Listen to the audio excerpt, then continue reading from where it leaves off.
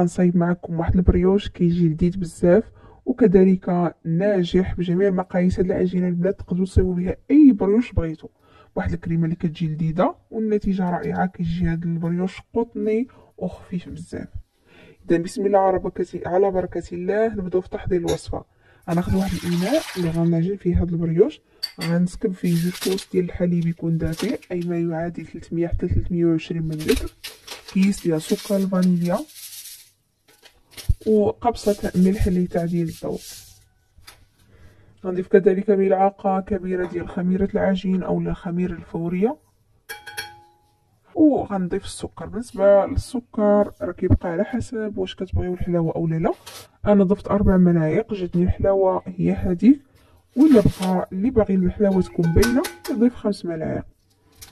غنضيف كذلك بياض بيضة. بالنسبه للصفار غنحتفظ به للدهن وغنخليه جانبا الى اخر مرحله، غير غطيوه بشي بلاستيكه باش ما ديرش هذاك الصفار ديال القشره من الفوق.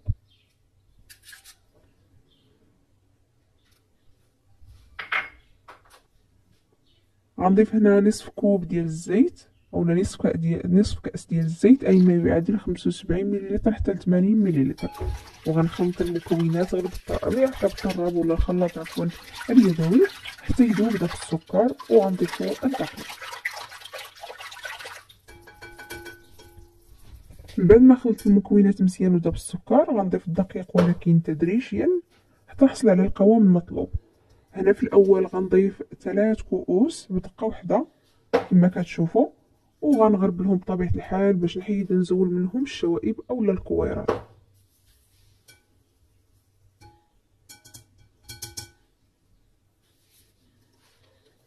هنا راه ممكن ان نخلطو غير بالخلاط يعني اليدوي بلا ما نديرو يدينا في العجينه حتى لاخر مرحله. كما كتشوفوا راه كتكون مازال العجينه خفيفه بحال عجينه الكيك تقريبا. هنا غنحيد الخلاط اليدوي وغنضيف 2 كؤوس اخرى اللي بطبيعه الحال غنعجن غير بيديا من بعد. هنا بالنسبه للكميه الاجماليه ديال الدقيق المضافه هي يعني استعملت انا 5 كؤوس اي ما يعادل 500 غرام، يعني نصف كيلو ديال الدقيق الابيض الخاص بالحلويات من نوعيه جيده باش يخرج لكم هذا البريوش يعني يجي مزيان ونتيجه زوينه. كما كتشوفوا العجينه ديالنا راه كتجي كتلصق باليدين يعني كتجي خفيفه. هنا غنضيف واحد الملعقه صغيره ديال الزبده حيوانيه يعني تكون سبيسيال وتكون نوعيه جيده وممتازه باش نحصلوا على نتيجه وبالنا كذلك تكون زوينه. المهم هنا نحاول هذيك ملعقه صغيره ديال الزبده ندمجها مزيان مزيان في العجين. كما كتشوفوا بدات العجينه ما بقاتش كتلتصق باليدين في الاول، صراحه كتعطي واحد النتيجه اللي هي رائعه. المهم هنا اليد الاخرى اللي ما كنعجنش بها غنحاول نمس بها العجين راه ما كتلتصقش نهائيا من بعد ما ضفت ليها ديك الملعقه صغيره ديال الزبده. كما قلت لكم غير اختياريه فقط.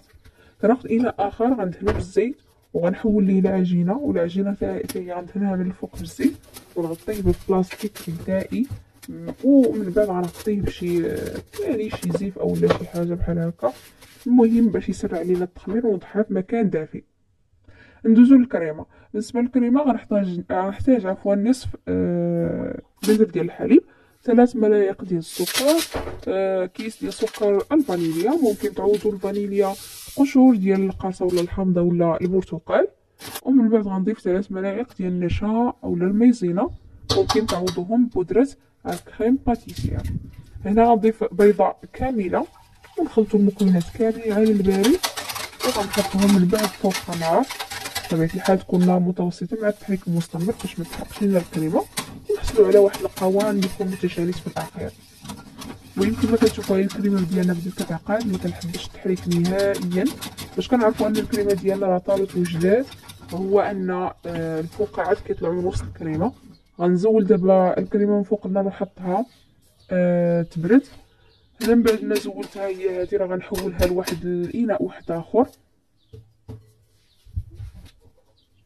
ومن بعد غنغطيها ببلاستيك غذائي اولا ممكن غير بلاستيك عاديه راه تكفي، وبحيث ان هذيك البلاستيك او هذاك البلاستيك يلامس سطح الكريمه باش ما يديرش لنا هاد الكريمه هذيك القشره.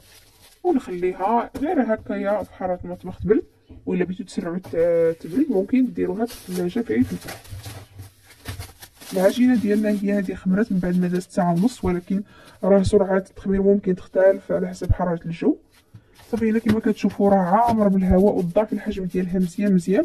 غنفرغ منها الهواء ومن بعد ندلكها شي شويه كما كتشوفوا، وندوزو لتشكيل البريوش ديالنا.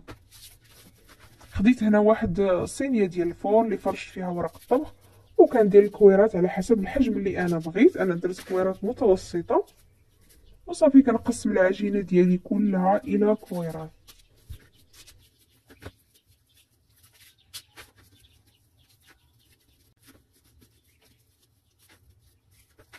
من بعد ما كورت العجينه ديالي كلها على شكل كويرات، الحجم اللي كتحكموا فيه نتوما، ديروهم صغار اولا كبار.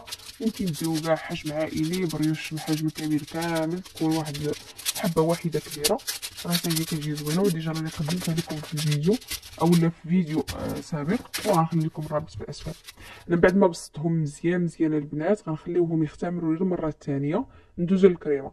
بالنسبه للكريمه راه بردات وتماسكت مزيان، غنعاودو نطربوها من جديد باش نحصلوا على القوام يكون قوام كريمي. وممكن تستعملوا الخلاط الكهربائي باش يسرع لكم، او عفوا الطراب الكهربائي باش يسرع لكم العمليه. هنا غناخذ هاد الكريمه غنوضعها في واحد البوش، ممكن تستعملوا شي بلاستيك اللي عندكم او ميكا، ولكن من الاحسن داك البلاستيك اللي بتخدموا به يكون صحيح، اولا تكون ميكا تكون يعني صحيحه ومتماسكه باش ما تمزقش لكم اثناء يعني فاش تبيو ديروا هاد الكريمه البريوش. ومن الاحسن يكون دوك الميكا ديال الفريغو حيت كيكونوا صحاح. هنا غناخد داك الصفار البيض، غندير ليه شويه ديال الحليب، قطرات ديال الحليب فقط، وغنطربهم مع بعضياتهم ونخليهم على جنب. بالنسبه للبريوش راه هو اختامر ضعف الحجم ديالو. غنبقى ندير هاد الدوائر من الوسط على هاد الشكل البنات باش ندير ديك البلاصه للكريمه، ونستمر في العمليه. راه الطريقه ساهله. المهم البنات كما كتشوفوا كنديروا دائره من الوسط، وكنبداو نفرغوا الوسط ديك العجينه اللي كاينه في الوسط من الهواء. انا من بعد ما يعني خدمت دوك لي بريوش كاملين، غنبدا نوضع الكريمه في الوسط. ديروا كريمه اللي تكون مهمه شويه، تكون كثيره، لان البريوش راه مازال يعني غينتفخ في الفرن، وما خصش يعني تجي ديك الكريمه في الاسفل والبريوش يكون في الفوق. هنا من بعد كناخذ داك صفار البيض مع قطرات من الحليب، كنبقى ابليكيه في الجنيبات ديال البريوش، ما توصلوش الكريمه نهائيا. غندخل هنا البريوش ديالنا الفرن اللي اصلا سخنته مسبقا على درجه 180 دوغري سيلسيوس من الفوق ومن تحت. ومن بعد ما دخلته راه كنسخن غير لتحت حتى كيطيب من تحت، عاد كنسخن الفوق ونخليه يتحمروا. بعد ما خرجتهم مباشره كندهنهم بالناباج اولا بالعسل اللي يعجبكم، اولا حتى الكونفيتور. وكناخذ هنا كاوكاو اللي هو مهرمش ومحمر، وكنديرو في الجنيبات على هذه الطريقه. ممكن ديروا الكوك، ممكن ديروا اللوز كذلك اللي هو مهرمش ومحمر، ديروا اي حاجه متوفره عندكم. كنستمر على نفس الطريقه حتى كنكملوا هذوك الحبات كاملين. كما كتشوفوا هذه هي النتيجه. راه كيجيو شويه كما قلت لكم حجم متوسط، كبيبرات شويه يعني كبارات شويه.